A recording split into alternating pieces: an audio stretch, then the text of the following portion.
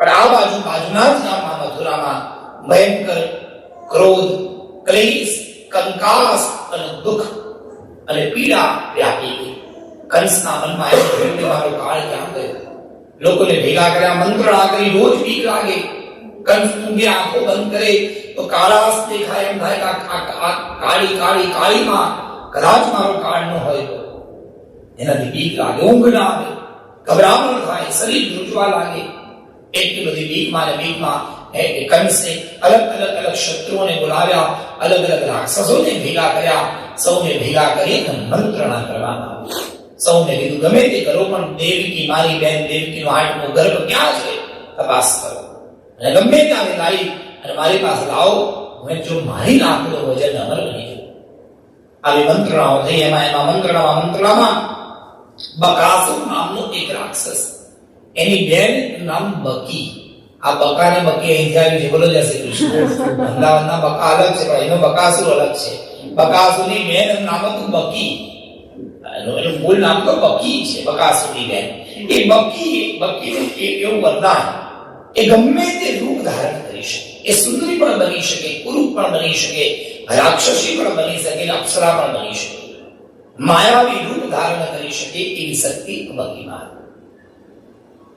અંદરથી પવિત્ર નથી, હૃદયમાં એનો ખોટો ભાવ છે, એટલા માટે એનું નામ પડ્યું પૂતના. પૂત શબ્દનો અર્થ થાય પવિત્રતા. જેના અંદર પાવિત્ર્ય નથી, જેની અંદર પવિત્રતા નથી, એને પૂતના કહેવાય. ધ્યાન આપજો, આ બકીએ કંસને એવું કીધું કે જો દેવકીનો 8મો ગર્ભ હમણાં જન્મ્યો હોય થોડા દિવસ પહેલા, તો એ આજુબાજુના ગામમાં હોય, એનાથી દૂર નહીં. એક કામ કર્યું, રાજા તમે આ આપતા હો તો હું જઉં અને છેલ્લા 10-15 દિવસમાં જેટલા બાળકો જન્મ્યા હોય એ બધા જ બાળકોને મારી નાખો. તો જન્મેલા નવજાત શિશુઓ મરી જાય તો કદાચ એમાં દેવકીનો દીકરો ક્યાંક હોય એ પણ મરી જશે, તમે અજન્મા બની શકો.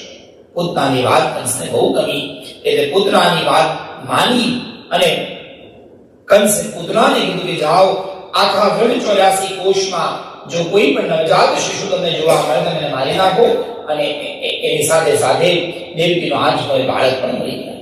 આ બાજુ સુંદર નંદ ભવનનું વર્ણન કર્યું. નંદ ભવનની કેટલી અદ્ભુત સૌંદર્ય, એવું લખેલું છે આચાર્યોએ કે બ્રહ્માજીના ભવન કરતા અને વૈકુંઠ કરતા પણ વાલું છે આ નંદના.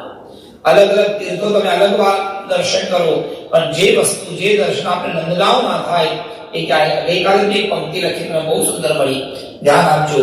એક બાર અયોધ્યાના દર્શન એક બાર કરો, 2 बार द्वारका, 1 बार अयोध्या, 2 बार द्वारका और 3 बार त्रिवेणी में जाकर नहाओगे, 4 बार चित्रकूट और 9 बार नासिक और 12 बार बद्रीनाथ घूमकर आओगे, कोटि बार काशी, केदारनाथ, रामेश्वर, गया और जगन्नाथ आदि तीर्थ कर करके आओगे और होते हैं दर्शन प्रत्यक्ष श्याम सुंदर के, तो नंदगांव जैसो आनंद जीवन में कभी नहीं पाओगे.